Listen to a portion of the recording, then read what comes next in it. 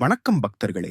இன்று நாம் முருகப்பெருமானின் இரு திருமணங்கள், வள்ளி மற்றும் தெய்வானை, அம்மனாருடன் நடந்த அந்த மாயமான ஆன்மீகமான கதையை பார்ப்போம்.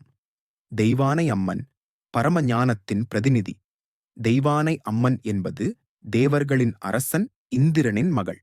சூரபத்மனை சாமர்த்தியமாக வென்ற முருகபெருமான் மீது மகிழ்ந்த இந்திரன் தன் மகளை முருகனுக்கு திருமணம் செய்து வைத்தார். இந்த திருமணம் தெய்வீகமாய், ஞானபூர்வமாய் நடந்தது. தெய்வானை அம்மன் என்பது கட்டுப்பாடு, ஒழுக்கம் மற்றும் உயர்ந்த ஆன்மீக ஒளியை பிரதிபலிக்கிறார். வள்ளியம்மன் உயிரின் காதல் மற்றும் பக்தி. மற்றொரு பக்கத்தில் வள்ளியம்மன் ஒரு குறவர் மகள். அவள் ஒரு இயற்கையான, எளிமையான, ஆனால் ஆழமான காதலுடன் முருகனை விரும்பினார்.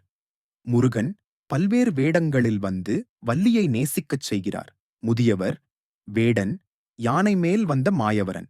இது ஒரு தன்னார்வமான, மனதிலிருந்து தோன்றும் காதலின் வடிவம். இரு திருமணங்களின் ஆன்மீக அர்த்தம். முருகனின் இந்த இரு திருமணங்கள் மனித ஆன்மாவின் இரு வழிகளையும் காட்டுகின்றன. தெய்வானை மூலம் ஞான வழி, வள்ளி மூலம் பாசம், ஆசை, முழுமையான பற்றுதல்.